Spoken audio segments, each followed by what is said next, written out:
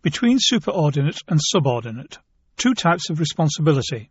A 30-minute presentation sponsored by ICAP as part of the Second Defence Ethics Conference held in the Nelson Lecture Theatre at the Joint Services Command and Staff College, Shrivenham, on the 11th of December 2008.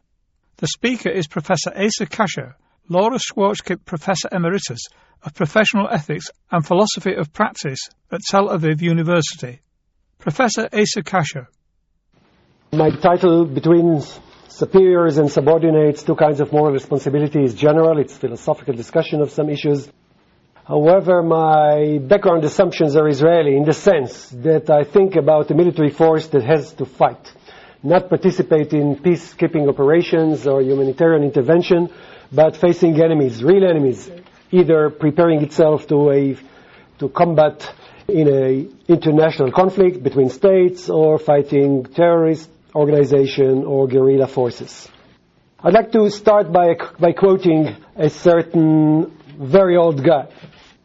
I remember the silence that first Christmas Day. All the explosions stopped.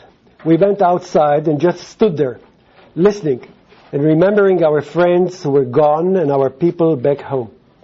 This is a quotation from Sergeant Alfred Anderson, last surviving Great War veteran of the Black Watch, born 1896, still alive when the book in which this quotation is included was published in 2005. The book is called Last Post. The final word from 21 First World War, the only 21 veterans alive of the First World War, published in London in 2005. Now notice that we went outside and just stood there listening and remembering two groups of people. One group is our friends, our comrades who are gone, and another one is our families, citizens at home. There are additional groups that could have been mentioned, but are not mentioned in this sentence. And conspicuously, he doesn't say we were standing there thinking about our miserable conditions.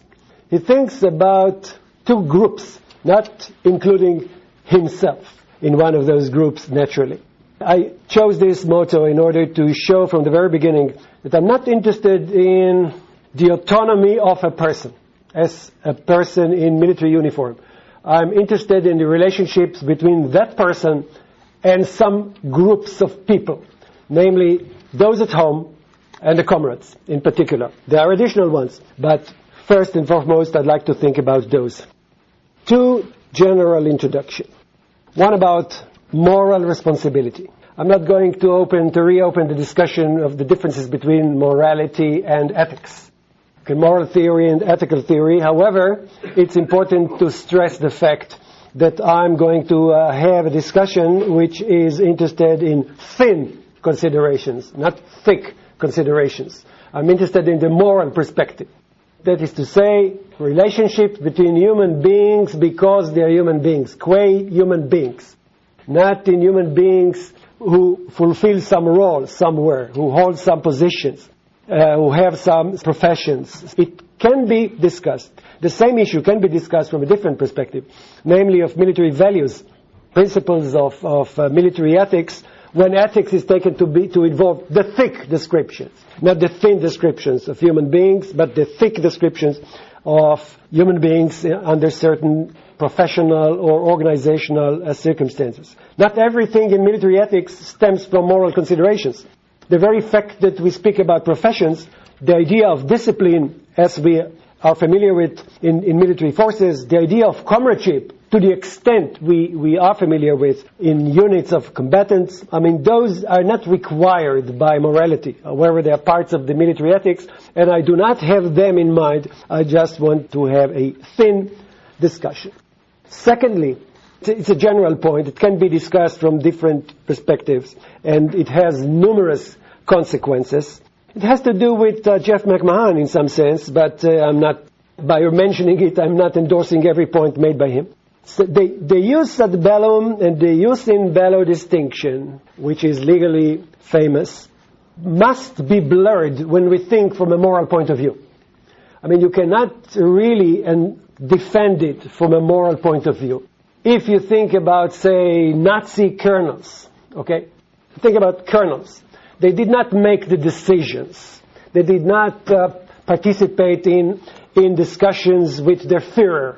However, they obtained orders from the generals, who obtained them in turn from Hitler, and they made the plans and then saw to it that those plans are carried out. Okay? Plans to conquer states who have not been involved in any aggression against Germany. Or if you look at some other units in those forces, they were supportive of the SS in maintaining the infrastructure of the concentration camps.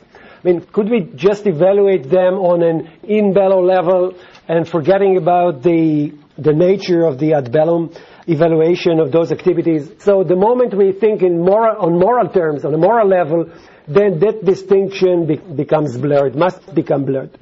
This can be debated. Michael Walzer wants to defend it morally, on moral grounds, but I don't think he's convincing. Anyway, it could be discussed for ages. But I take it for granted that there is a distinction that can be used on various circumstances. However, if you just evaluate everything from a moral point of view, that distinction does not disappear, but it must be blurred. There are consequences for an evaluation on the level of jus ad bellum for evaluating the moral behavior of people in the battlefields, whatever they do there. Okay. I'd like to discuss the issues of moral responsibility to start with a distinction between a just war and unjust war in order to show what, to my mind, are the major foci of the discussion. Think first of the simpler case, a just war. Okay? So there are moral responsibilities. A commander, a colonel, say, a lieutenant colonel, and other ones can have the following responsibility. Responsibility toward one's own commander is actually, this is the first major point I'd like to make, it's a moral responsibility towards citizens and their state.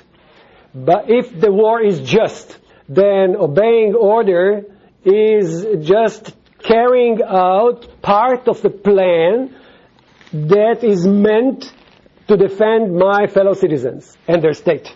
So there is a very indirect collective responsibility to the activities of a military force when the war is just, and by obeying order, I'm taking part in this collective activity and I shoulder my share of this collective responsibility. Now, what a person is expected to do under such circumstances is to contribute to the best of one's ability to the defense of those citizens and their state by translating orders into operative plans. I mean, sometimes, I don't have time to elaborate on it, perhaps in the discussion we could do it. Sometimes commanders, intermediate level commanders, are viewed as if they are transmitters. Okay, you get something, you transmit it. And you don't do much more than transmitting it. However, that's a wrong picture, utterly wrong picture.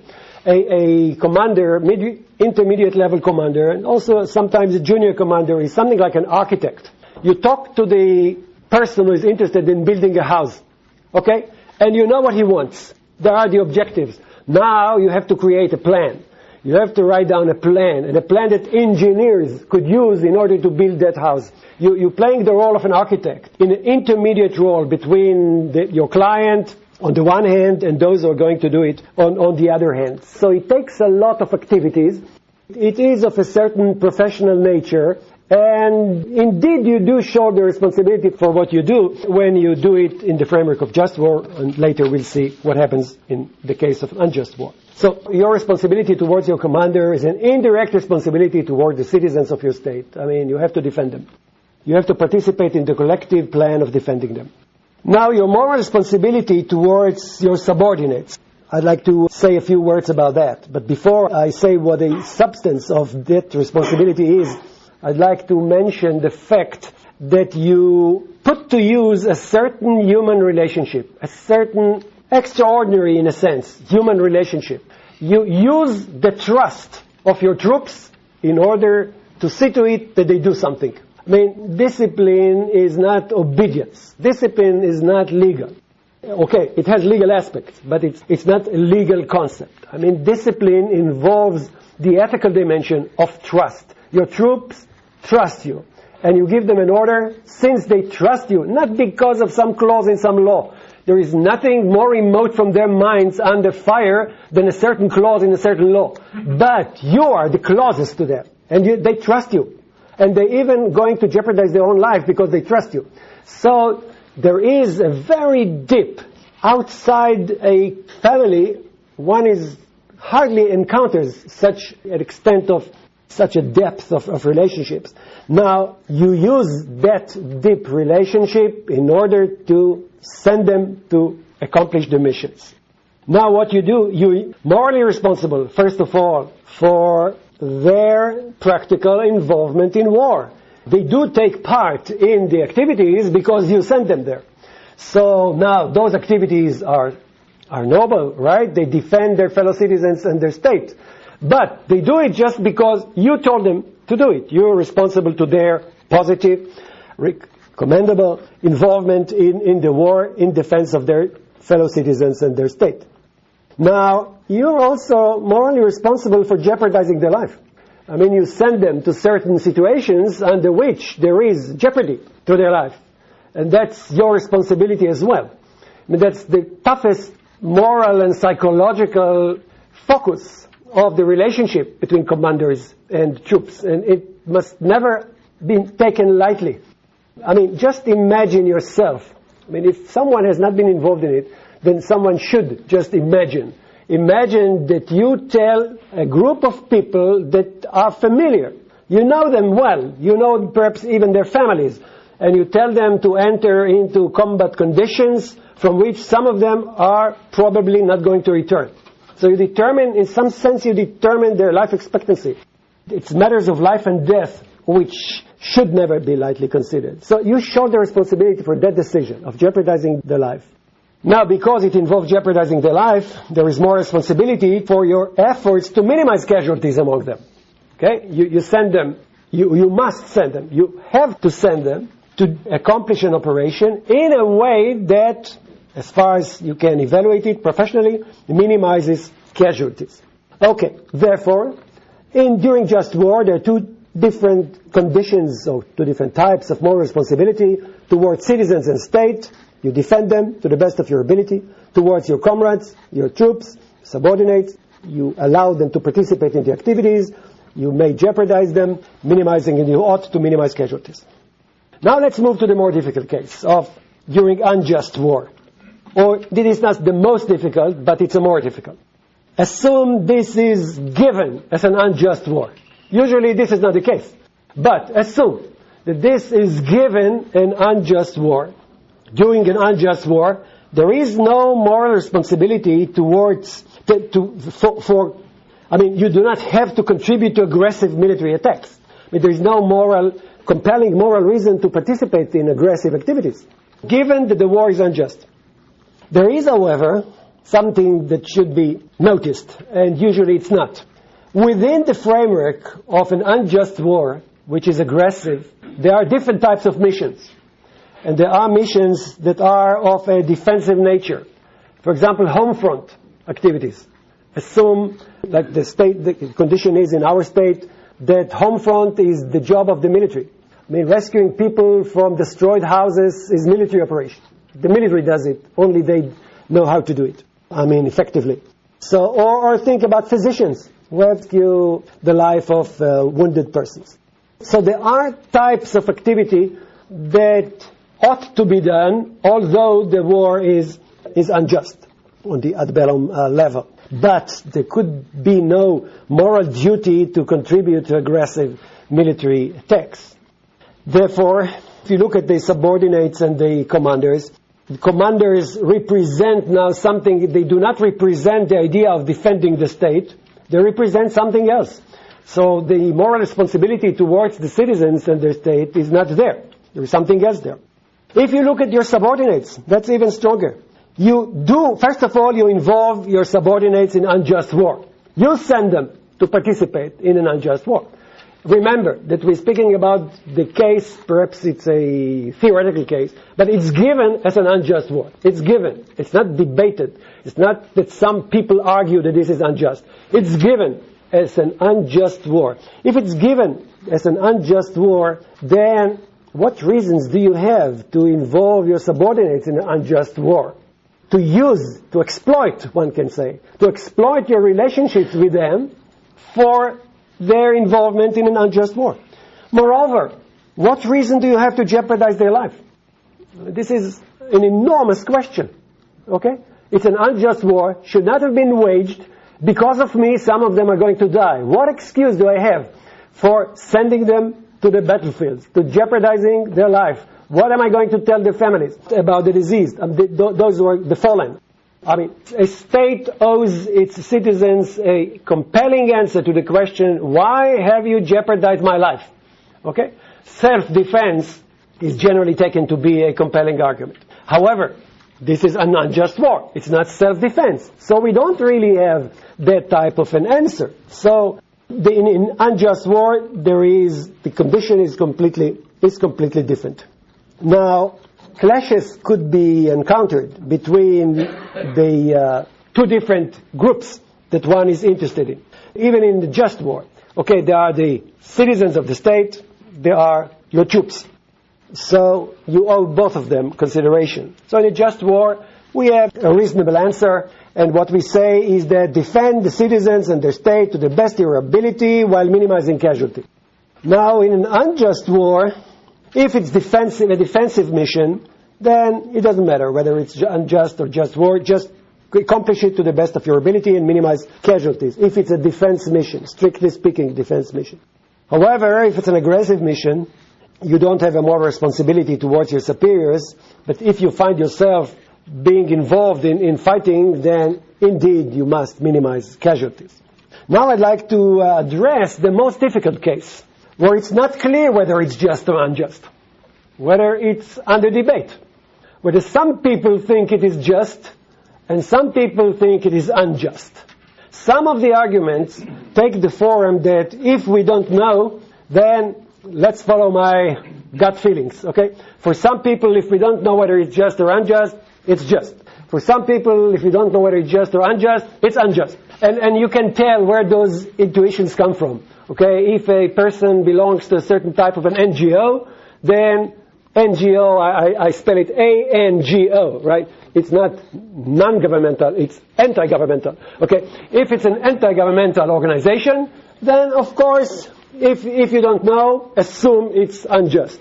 If you're under different organizational circumstances, if you don't know, assume it is just.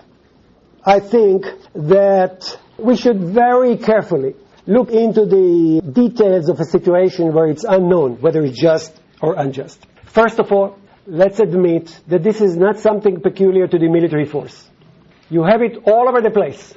Police, Ministry of Health, welfare agencies, budgetary considerations. A person, civil servants can find themselves under normally, I assume that many of them daily find themselves under the condition that they have to implement a policy with which they don't agree. Okay? They don't like the policy. Not only don't they like it, they think it's an unjust policy. Okay, the government is unjust by having this kind of preferences, budgetary preferences, or this kind of arrangements within the health framework. So you have it everywhere, that people find themselves under conditions where they think this is an unjust arrangement. Now, unlike some people, I don't think that the information people have at their disposal is sufficient for allowing them a compelling answer to the question whether it's just or unjust. I'll just give you an example. For some months now, I'm a member of a committee appointed by the Minister of Defense, Ehud Barak. There have been in Israel a number of soldiers abducted by all kinds of forces and a number of negotiation processes. And the negotiation processes drew a lot of criticism from many corners, not just from one corner. So the Minister of Defense decided to appoint a committee. The chairman is a former president of the Supreme Court and a retired general with an experience in those negotiations, and myself. And we just listened to all the cases. We learned all the procedures. We know a lot about the history and the law and the ethics of those negotiations. What I'd like to say is that as a reader of newspaper, as a consumer of the media, I knew nothing. What I thought I know about the situation, about the conditions, about those processes is worthless. It's really nothing. So the public know nothing about it. Next to nothing, okay? 2 bodies have been returned. This the public know. So next to nothing. So the idea that if we just are sensitive enough and we know how to use the internet, then we are bound to find the full-scale information is wrong. I think it's wrong. And it's bound to remain wrong on many conditions, under many circumstances. So the situation remains. Some of us think it's just, some of us think it's unjust. And it's all over the place, not in the military, everywhere. Now, the distinction between those who think it is just and those who think it is unjust is often political. It is a political difference between 2 factions of the public. There is no place from which a compelling answer to the question whether it is just or it is not comes. Okay? I mean, perhaps there was some sit-in Berkeley that said that this is unjust. So what? Perhaps Noam Chomsky said it's unjust. So what? I mean, okay, so this is his learned, educated, perfectly legitimate view. But this is just one view in a spectrum of views. So we reach a situation where people desire to act on their political views while they are in public offices, which is a condition that should be treated seriously. I mean, when you argue for a right, when you argue for a obligation, then think about public service in general, not about a certain officer under certain circumstances. How would a state run when your political view gives you grounds for not implementing a policy, for not obeying an order? This is a grand question. I think what people are doing when they argue in this way is ask us to imagine another type of regime.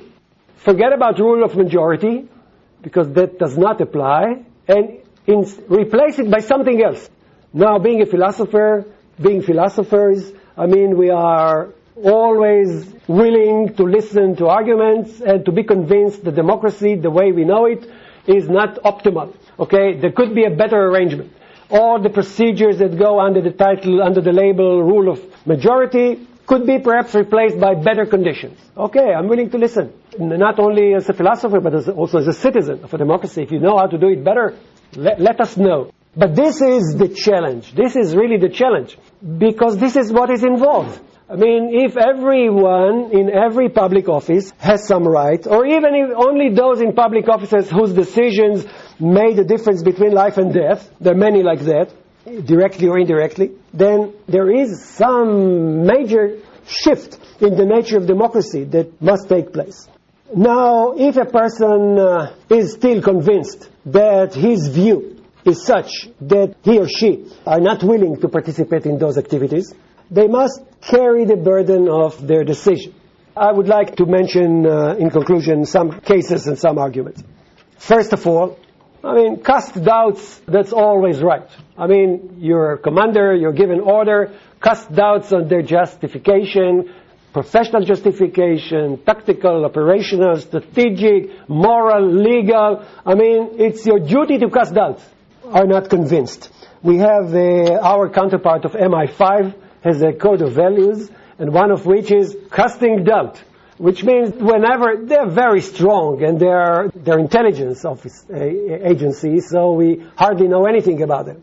Though we think we know a lot, I'm telling you, we hardly know anything about them. So, I mean, casting doubt is a very good value under those circumstances. If you're not fully convinced that this is the right action, ask about it. I mean, not under fire, but when briefing, debriefing, anytime, except when activities must be taken in seconds. Now, do not desert. I mean, I'm not recommending the policies of World War I. Deserters were shot at them. This cannot be recommended, right? But it renders it personal rather than public. Your reasons are public. Your reasons are not your peculiar set of values, like, I don't know, whether you have some peculiar set of values that forbids you from doing all kinds of things. I mean, a set of values is okay in a democracy.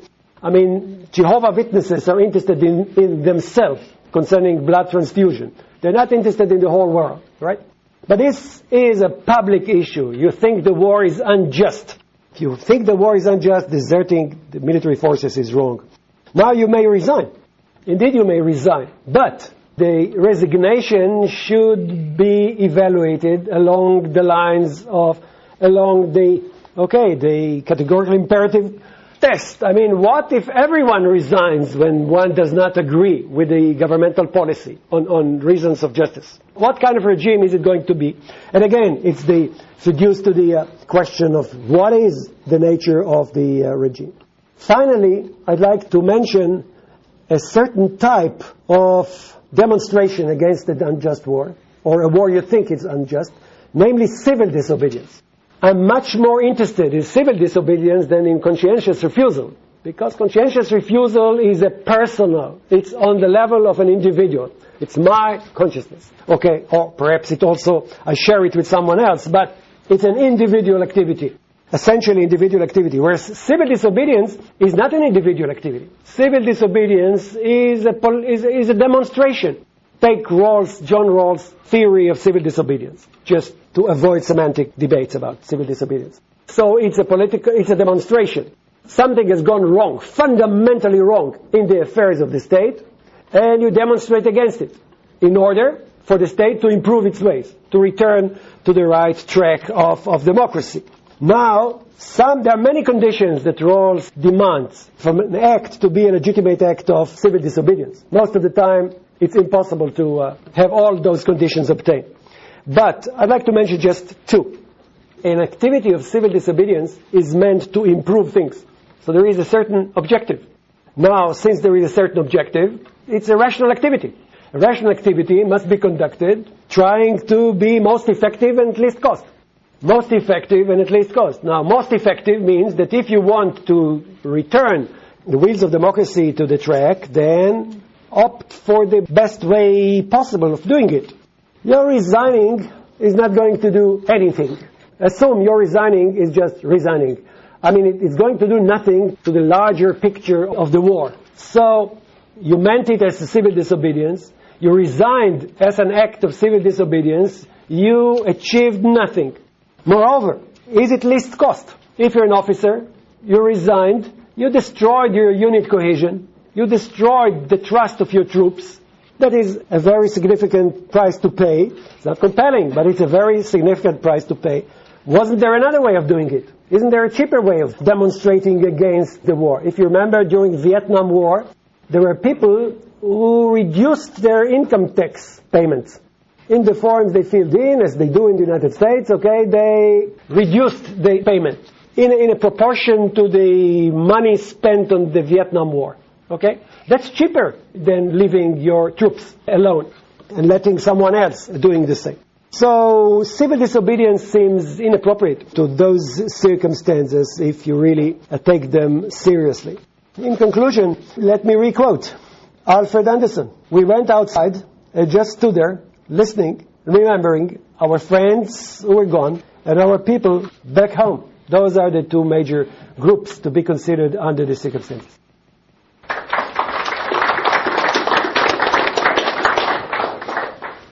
Please note that any views expressed in this presentation are entirely and solely those of the speaker and do not necessarily reflect the official thinking and policy of their organisation, Her Majesty's Government, or the Ministry of Defence.